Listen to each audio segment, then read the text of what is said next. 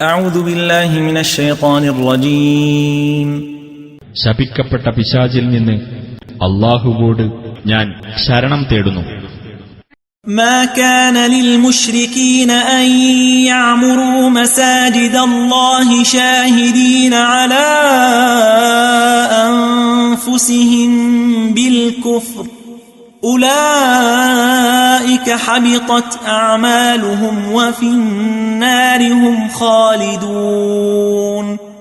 ബഹുദൈവവാദികൾക്ക് സത്യനിഷേധത്തിന് സ്വയം സാക്ഷ്യം വഹിക്കുന്നവരായിക്കൊണ്ട് അല്ലാഹുവിന്റെ പള്ളികൾ പരിപാലിക്കാൻ അവകാശമില്ല. അത്തരക്കാരുടെ കർമ്മങ്ങൾ നിഷ്ഫലമായിരിക്കുന്നു. നരകത്തിൽ അവർ നിത്യവാസികളായിരിക്കുകയും ചെയ്യും. إنما يعمر مساجد الله من آمن بالله واليوم الآخر وأقام الصلاة وآتى الزكاة ولم يخش إلا الله فعسى أولئك أن يكونوا من المهتدين. അല്ലാഹുവിന്റെ പള്ളികൾ പരിപാലിക്കേണ്ടത് അല്ലാഹുവിലും അന്ത്യദിനത്തിലും വിശ്വസിക്കുകയും നമസ്കാരം മുറപോലെ നിർവഹിക്കുകയും സകാത്ത് നൽകുകയും അല്ലാഹുവേയല്ലാതെ ഭയപ്പെടാതിരിക്കുകയും ചെയ്തവർ മാത്രമാണ്. എന്നാൽ അത്തരക്കാർ സന്മാർഗം പ്രാപിക്കുന്നവരുടെ കൂട്ടത്തിലായേക്കാം. أجعلتم سقاية الحاج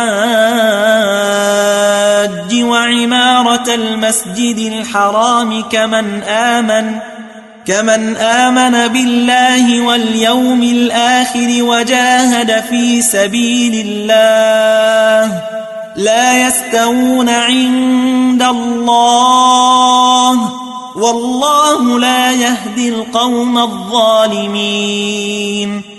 തീർത്ഥാടകന് കുടിക്കാൻ കൊടുക്കുന്നതും മസ്ജിദുൽ ഹറാം പരിപാലിക്കുന്നതും അല്ലാഹുവിലും അന്ത്യദിനത്തിലും വിശ്വസിക്കുകയും അല്ലാഹുവിന്റെ മാർഗത്തിൽ സമരം നടത്തുകയും ചെയ്യുന്നവരുടെ പ്രവർത്തനത്തിന് തുല്യമായി നിങ്ങൾ കണക്കാക്കിയിരിക്കയാണോ? അവർ അല്ലാഹുവിങ്കിൽ ഒരുപോലെയാവുകയില്ല. അല്ലാഹു അക്രമികളായ ആളുകളെ സന്മാർഗത്തിലാക്കുന്നതല്ല. الذين آمنوا وهاجروا وجاهدوا في سبيل الله بأموالهم وأنفسهم أعظم درجة عند الله وأولئك هم الفائزون.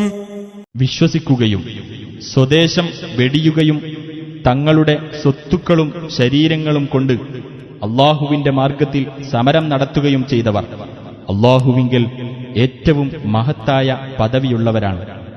അവർ തന്നെയാണ് വിജയം പ്രാപിച്ചവർ. يبشرهم ربهم برحمة منه ورضوان وجنات لهم فيها نعيم مقيم.